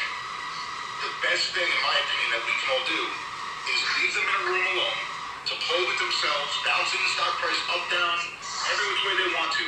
If we don't release our shares, it's all for naught. It doesn't actually achieve their goal of getting shares out of circulation. So, question, on this specific space, did I already talk about Adam Aaron, the 3.2 million, or not? Well, all right, so we're let's going to get into that. We're going to go into that when we go to the synthetics. I'm going to do the people are asking for a recap of the. Man, I have a really bad fucking memory. All right, I just want to get into it now. All right, go ahead. All right, so it's going to be really simple. Simply put, Adam Aaron came out on a tweet, let everyone know that there were 3.2 million shareholders, right? And that's pretty much retail, were the ones that voted. And that's only the people that voted in the U.S. and Canada. And again, only people that actually voted, right? So it didn't account for any of the other foreign countries. With that number alone, and we did multiple polls, and there was a consensus that it was pretty much like 500 shares was the average, but I did a little thing myself. I'm like, okay, well, if on average, I'm going to be really conservative with this number, and let's say on average, every person owns 200 shares. That means the whales that have like 400,000 shares got the little guy, Nickbird, that has like 20 shares, right? So that's where I'm coming from with the averages, right? 200 shares per person times 3.2 million shareholders. That is 640 million shares outstanding. I know what you're thinking. You're like, wait, isn't the shares outstanding 500 million? Well, you are correct, because it is. 513. Well, okay, let's go with that then. 513 million shares outstanding is the actual shares outstanding. So how the hell can we own 640 million shares outstanding when there's only 513? Well, with that number alone, that's literally just the retail investor. And again, that's only counting the people that voted, and that's not counting the foreign countries. And on top of that, the institutions own 130 or 140 million shares on top of that. And the institutions, as it were, we believe to be, and we've actually seen the data on Bloomberg, primarily are Vanguard, or first and foremost BlackRock, and then secondly Vanguard, who we've already established have no interest in relinquishing those shares because they're the ones trying to hold Citadel to the fire. Exactly. But even with them, that's what I was going to cover too. Guys, even, like, I've covered this too, because I just went over that number and I just told you kind of, it's pretty much facts at this point. Because with that average, that's a conservative number, very conservative, and it's only accounting for the people that actually voted. So with that being said, even if, and this is not going to happen, even if every single institution in AMC got out, we still own the float, and they still have to buy our shares. And I'll go one step further. So the survey that I shared, just as I opened up this space, all the way up on top, the numbers that are there from the survey that ended today. Now, the 3.2 million that Rhodes spoke of is based on the shareholders that voted in March. So not everybody voted in March because maybe they didn't think there was as much importance. And certainly, I think we can all agree that there's more investors now than there were in March. Based on 3.2 million investors, based on a sampling of 3,000 Twitter users who claim to be AMC shareholders, and information as far as they provided how many shares they have, the total amount of shares outstanding, I stand corrected, the total amount of synthetic shares, so this number plus the 513 million would be the total outstanding, but this number in itself is the total number of synthetic shares. A low estimate is 3.493 billion. A high estimate is 8.798 billion, and an average estimate would be 6.124 billion. Forgetting about the higher numbers, the lowest number, 3.93. I did the survey 3 weeks ago. that number yielded on the low number 2.9. So even if you took the oldest data, 3.2 million people, with the most conservative number from the oldest time before some holders bought more shares, we'd still be at 2.9 billion. The highest number that I've seen from any estimate based on 45,000, so that's my 3,000 from this one, 2,000 from the last one, and 3 or 4 other surveys, combines with a low of 2.4 billion and a high of over 14 billion shares synthetic outstanding. That is tremendous. So this leads into the idea, well, what happens if a whale sells? What happens if a whole bunch of individual people are happy with $75 and they sell? It's not going to make a difference, in my opinion. We're so far past any math that even puts them in any type of position to get out of this. It's monumental. And plus, people are going to sell out at 25, 50, 75, 150. It's just going to be more apes buying up those shares that are for sale at that price. That's still a fight. And don't forget the FOMO when we really start going. People are Perfect segue. So people talk about FOMO and hey, people are going to start buying in once it starts taking off. And then other people said, well, once it gets to like potentially $2,000, even $1,000, even $500 a share, maybe FOMO will die down because people can't afford to buy in at that price. Well, guess what? Not so long ago, they changed things where there's fractional share purchasing, right? Robinhood has it. A lot of platforms have it. They did this for the purpose of making it, quote unquote, easier for people to invest. In reality, they did it because the more money bars that they have, the more money that they can skim off of, in my opinion. Now that's going to backfire against them because even if the shares are going for $1,000 a piece and somebody only has $20 to invest, they can still invest for $20. It's, in essence, still keeping some level of buying pressure in play and scooping up the shares potentially that people that maybe, for whatever reason, everybody's entitled to do whatever they need to do for themselves. It's been mentioned if you have to pay your rent, you have to pay medical bills, by all means, if you have to sell. Look, if you feel that you're at a number that you're happy with, sell. Nobody's telling you not to. The biggest fear that most of us have that are up here and are really understanding, or we believe really understanding what's going on, is not that you're going to sell early and it's going to hurt the cause. It's that you're going to potentially sell early and hurt yourself. That's really yes. No, 1,000%. I think every one of us up here has at some point paper-handed something and regretted it afterwards. I certainly did with Dogecoin about a month ago. Now it's like 3 months ago. It feels like yesterday because it still hurts. But literally sold Dogecoin after doubling my money thinking that was great. And then that exact night, Elon Musk tweeted about it. And it went from 0.009 cents a share or a coin to 0.07. And I was out of it for like 4 hours before he tweeted. If I had gone to sleep and tried to sell out in the morning, I would have had that increase. You live, you learn. But the idea is you might not be able to live and learn with this one because there's probably not going to be something like this ever again. That's the fear. The thing that I start to like in what we're about to experience too is I said this I think once before in a space, but if you guys have ever traded options contracts that really skyrocket in value and you still have like 2 weeks left on them, it's like, what do I do with this now? There's an emotional aspect to this. Well, options is a little bit different because there's an expiration date, and the contracts will expire eventually. But it's the same kind of mentality that let's say your position shoots up 2,000% in 5 days, and you're like, well, what do I do with this now? Could it potentially go higher? Could it potentially go lower? I don't know. And there's a lot you really have to figure out exactly what your strategy is going to be before we actually get going. Now, it doesn't really matter what your strategy is, whatever suits you best. But you got to make sure that you stick to your plan and don't let anybody else, especially the FUD that is being spread around. Today was actually a pretty slow day in terms of the FUD. I told Rose this. But don't let anybody else take you off your plan. I also go ahead, sorry. It's something super simple, and I honestly, I want everyone to take this and just take it and run with it, because a lot of you are not going to, or probably have not seen what you will see. You have not seen the beyonds that you're in your portfolio. So what I do, which I encourage everyone to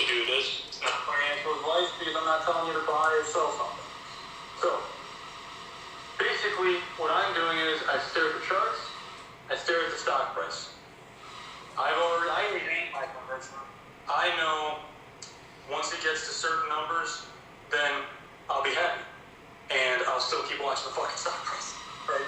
Well, my whole point is, if you decide to look at your portfolio while the stock is ripping or dipping, you're going to have a lot of anxiety if you're looking at your investment portfolio. You're going to see a lot of money there in 1 second, and then you're going to see it gone in the next. And honestly, if I were you, I would just not look at it, and I would just check out the stock price and the charts, because you don't have to look at that. It might entice you to actually sell earlier than later, and it might, you might misjudge it. You might have a better judgment if you're not looking at your investment portfolio. Because like I said, a lot of you, including me, are going to see numbers in that account. And even the people that have a lot of money, like, you're going to see a lot of money in your accounts that you haven't seen before either. Let me touch on a couple of things in this regard. One is, it's not your money until it's in your pocket. So when you see a gain, it's not a gain until you sell. This is going to be, in most people's opinion, a very volatile situation. Not volatile for minutes, volatile for hours, days, potentially even longer. Again, this is all to a certain extent speculation, because nobody knows, nobody's been through this severe of a short squeeze before. That being said, everybody wants to sell at the pinnacle. If you look at any chart and you really zoom in, there's technically only one transaction that takes place at the apex of the curve. The odds of you, me, or anybody being in this room being that transaction are so slim, you might as well just say they don't exist. So no matter what, you're never going to be able to say, I have X amount of shares, the highest price it was this, and that's what I have in my pocket. It's just not realistic. So the first is managing your expectations. The second is, and this is all opinion, but I've thought about it, I've discussed with a lot of people, and I think I'm on the right path. There's different ways you can sell. You can sell, all right, I think we're here, boom, sold your whole position. Maybe you got pretty close to the top, maybe you didn't. Maybe you got pretty close to what you thought was the top, and it turned out to be the middle or the bottom third, or maybe it ended up being the top, maybe. In reality, I equate it to this. You have X amount of shares, and there's a dartboard, and the dartboard has 30 values on it. All of them are good values. Maybe some of them are a little lower than what you'd like, but they're all, I'll put it this way, they're all potentially higher than what you paid for the shares to begin with. At that point, assuming you bought them now, I think that's a pretty safe statement. If you already bought them prior to today, now somebody comes in a week from now and maybe buys them for a lot more, maybe it gets a little more difficult, but for everybody on this call, I feel that's a safe statement. You have a choice. You can throw one dart, and whatever it lands on, that's what you sold your shares for. If that's the highest number on the dartboard, you did great. If it's the lowest number on the dartboard, you still did okay, but you didn't do really well. The better solution, in my opinion, is throw 10 darts, each one for 1/10 of your amount of shares. So now what happens? You think you're there, you think it's getting close to where you think it's going to top off, you sell 10%, or you sell 1/10 of your shares. Turns out you were right, you just, sell again, maybe wait another couple minutes, see what happens, a couple hours, depending on how fast this is happening. And if it continues to go up, you're okay because you still have shares to sell. And if it starts to go down, you start to sell. At the end of the day, you have 10 chances at getting 10 different values that will more than likely, by the law of averages, lead to a higher average sale price than if you threw one dart. That's the way I look at it. And I think that's a pretty conservative way to do it. Now, maybe depending on how many shares you have, maybe it stands to reason you break it up into more than 10. Based on how many shares you have, maybe you break it up into less than 10. Based on your risk tolerance. These are all decisions you have to make for yourself and how you want to do it. But I just caution people against trying to sell all their shares in one click of a button. There are also some option strategies that you can use if you would like to. I'm not sure how popular they're going to be, but you can do something called a zero-cost collar. You sell a call, use that money to buy a put. Time out. So just real quick, we don't do options. Okay, sorry, I won't go into that. No, it's all right. It's okay. I understand options probably 40%, and I haven't bought an option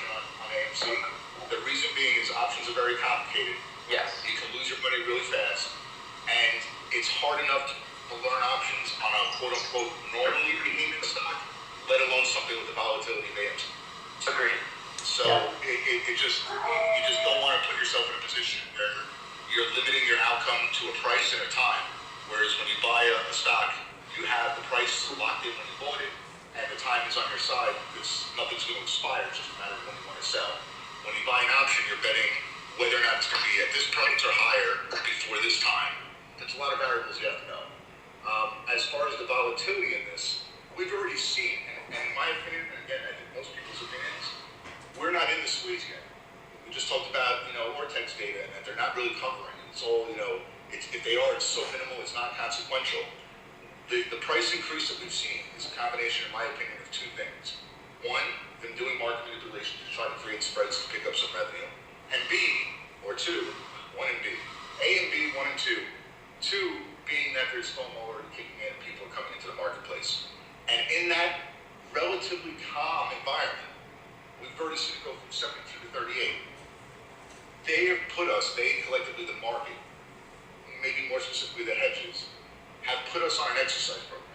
The exercise program is to work your stomach muscle, to basically keep your stomach in check and not lose your lunch. Because basically they said, all right, we're going to show you 72, then we're going to make it 38. What happens when it's 720 and then it goes down to 380? What happens if it gets to 7,200 and it goes to 3,800? Let's go crazy. What if it goes to 72,000 and goes to 38,000? It's the same percentage. But those numbers get scary when all of a sudden you see them reverse. You're going to be static 1 minute and what the heck the next minute. You have to desensitize yourself to that as it starts to build up. Because otherwise, you'll sell potentially too early for yourself, potentially too early for your expectations, and it's not your best option. And to somebody's point that just made it that maybe you shouldn't look at it, that's going to be really hard too. But, come into spaces and listen to people that actually can kind of tell you what the charts are saying, even though I believe the charts are a little bit disconnected as all this goes on because of the market manipulation potentially. But nonetheless, you're in this environment creating a network of people that you can kind of bounce an idea off of or ask a question to. Do that. People are going to be talking. It's not like all of a sudden the squeeze is going to start and these spaces are going to disappear. Ask questions. Make sure you feel comfortable with what you're doing because, again, my biggest concern for myself, and I think for anybody that I talk to about this, is it's not like, on the AMC squeeze I did this, and then on the XYZ squeeze I tried that, and then on the ABC squeeze I tried. This is, in my opinion, this is it. They're putting legislation in place, which is a good thing, to never let this happen again. For anybody... Yeah, to go off on something that's been talked about for a couple of minutes now, I actually, personally, and I would recommend everyone do this because this isn't financial advice whatsoever, I actually have a spreadsheet laid out for my own personal finances to figure out exactly what I need financially and then what I want financially, and then, whatever's past that.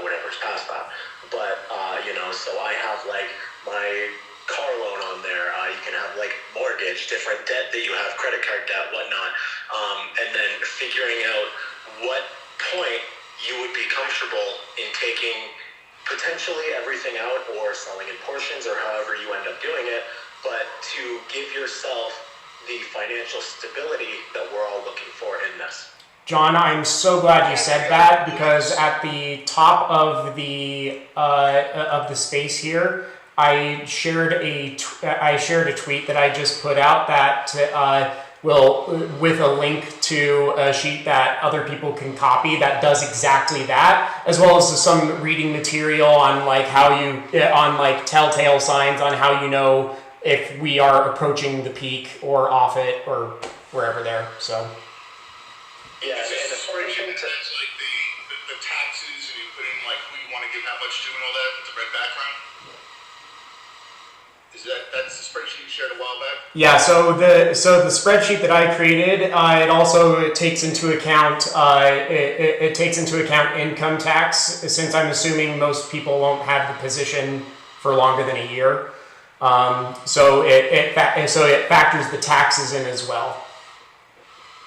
This spreadsheet, if you guys take a minute to download it and save it on your computer and use it there, don't use it online, I don't think you can, is amazing. When I say amazing, literally, like have something to eat, find a comfortable place to sit down. You're going to be there for a couple hours, but it's going to make a lot of sense. And there's also an instructional YouTube video to use the sheet now. That's on the sheet itself. So. Oh, cool! I haven't seen that. I'm gonna look at that after this. Another thing that I do. I say you're a fucking legend. Thank you for that, buddy. Yeah, no problem. Spreadsheets is by Jam. So if you guys like the sheet, just follow my professional channel. That's in my bio. I've never wanted to go for pints with somebody who would ever say spreadsheets is my jam. No, spreadsheets and whiskey is like the best, guys. Brother, did you just hit the right guy up or what? Now, I got a question that came in through DMs here, if you don't mind me reading it. Yeah, are we good to get into questions at this point, guys? Yeah, I have a few questions that were sent through DM too. Yeah, I actually wanted to piggyback off of something that Rogue said earlier. And another thing that I've done so that I don't, freak out when I see the numbers or the charts or the amount of money in my account, I actually have a separate brokerage or trading platform that I use to watch the chart so that I don't, accidentally hit sell, although there's a bunch of stuff that pops up after that, or so that I don't panic sell when I see, oh my God, this is money that I've never seen before, and then hit sell and then regret it later. So I actually have a separate platform that I use to be able to watch the chart and kind of give myself some time if I did want to sell, to leave that platform, go to my other one, log into that, and then if I still want to sell at that point, then sell. But that's just what I do. Let's also talk about people contacting their brokers in advance, like now, and saying, hey, what's the limit on my per sale transaction? What's a contingency plan if the app is operating slowly? Is there a website I can use? Is there a phone number I can call? Working all those things out in advance. The SEC restricts the highest amount on a single transaction to 1 million shares and $3 million. So again, if you're breaking it up, I'm guessing most people don't fit into that category or exceed that. But nonetheless, some brokers have lower limits. So the highest is 1 million shares, $3 million, but potentially your broker might have lower numbers. Find that out in advance so it's not a surprise in the moment. That being said, I'd like everybody who's a speaker, I'd like your opinions on how long you think the squeeze would potentially last. Not when it's going to start or how much it's going to go to, but what's the duration? And I feel like Rogue would have an opinion on this as well. I know that he's sitting in listener, or I think he just left and he might come back in. I don't have him as, I don't have him as a request. Dude, Rogue does not have an opinion. No, he has straight facts. Does anybody have an opinion? No, he doesn't have an opinion on anything.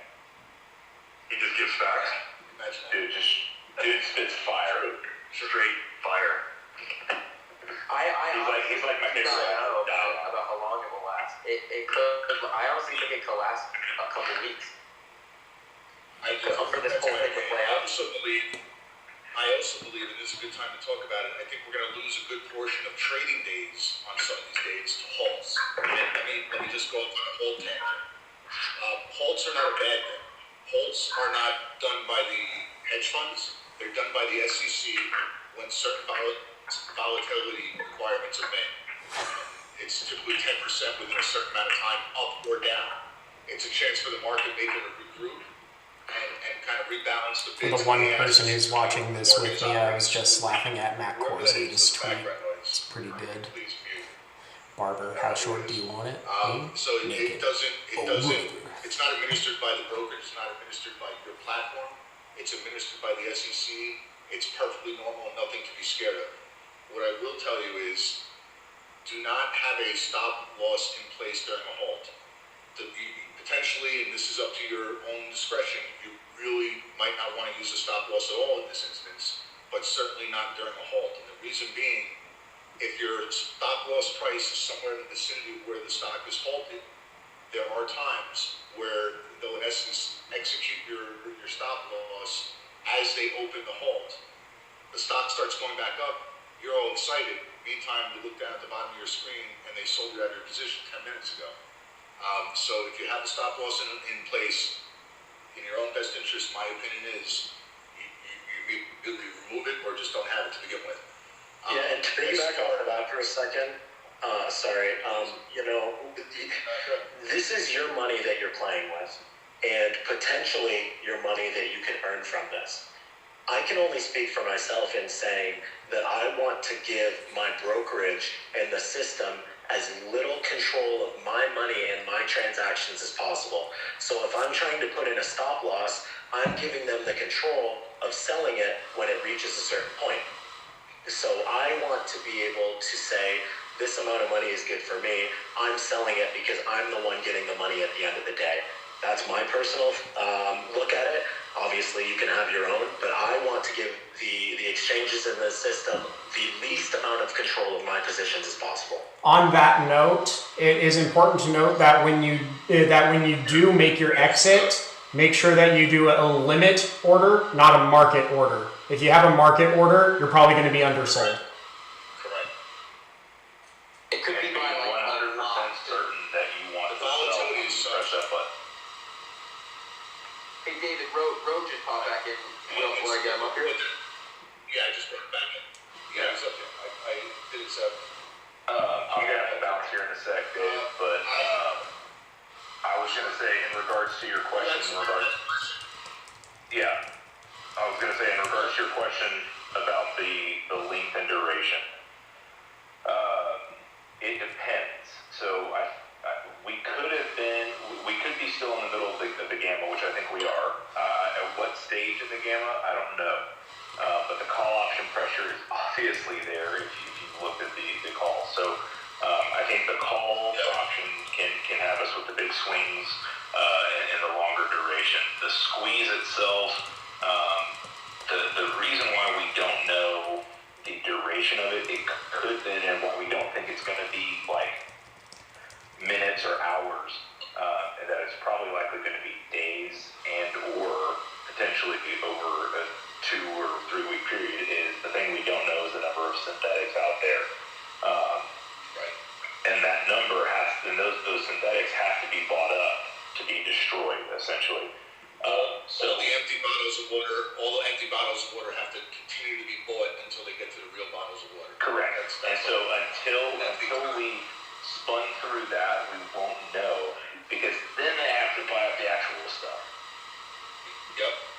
And then once they're buying up the actual stuff, then we'll have an idea, because then you're like, hey, there's only 500 million of these, and at your buying rate of X per day, that's how you'll burn out and find out what those are.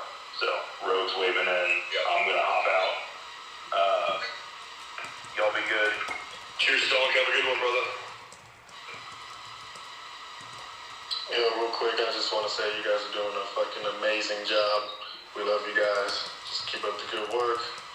Been busy. I haven't been able to get into most of these spaces today, but been listening for the most part. But you guys are fucking amazing, man. Over 244 people in here. Pretty sure a lot of people are taking notes, just like me. You guys are fucking awesome, man. I mean, we're changing the fucking world, man. And it's with you big brain guys and girls doing this shit for us. So, love you guys, man. You guys keep it up. Love You you. too, big. Cheers, brother.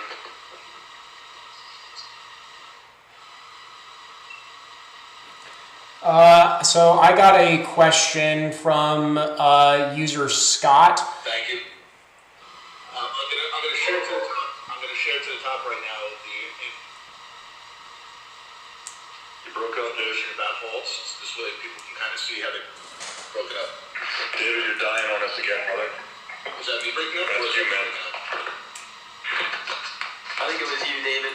Malcolm, you had a question that got sent in? Yeah, so I got DM'd by a user Scott. He said, can y'all explain how the margin call results in actually covering shorts though? Is that a part of it? I get what a margin call is and they'll need capital, etc., but not sure why that means they'd have to cover shorts.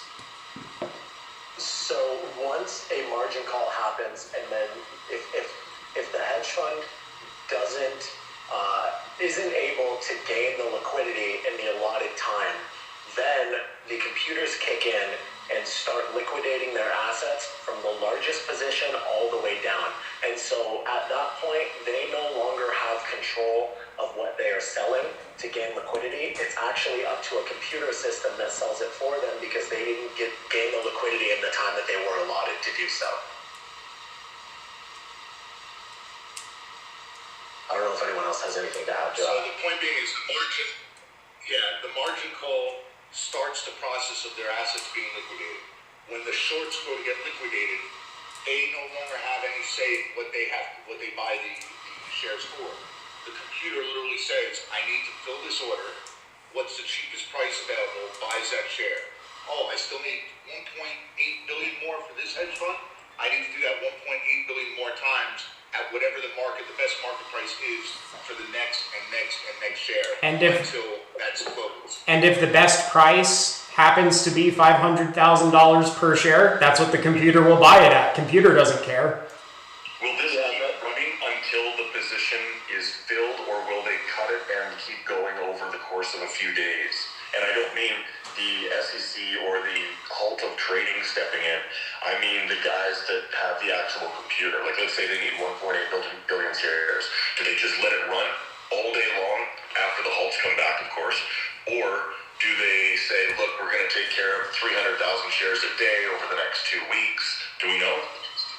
So it's done based on what hedge fund collapsed. So if we know there's, let's say, or if we believe there's 2.8 billion on a conservative number synthetic shares, and one hedge fund goes under or gets margin called and goes under, they realistically don't have all 2.8 billion synthetic shares on their books. They may only have 300 million. So then that one's done. 2 days later, another one falls. They have 400 million. They'll start doing it again until those 400 million are done, and so on. Once the computers kick in for one specific liquidation of a hedge fund, that will keep going until the liquidity is gained. And I forgot my next point, so I'll bring it back when I remember it. No problem. While we're there, my wife's almost home, so I gotta terminate my stream and head out, guys. It was great. Thank you so much for having me on. If anybody and if anybody like, I recorded this on my YouTube channel, so this will be available for anybody to go back and do that. So I'll tweet out a link to my YouTube channel later tonight. Thanks, everyone. It was great to meet you, Malcolm. Thank you, brother. Real quickly, I sent you, I accepted you like 3 times. Bye, everyone. I'm going to send you an invite.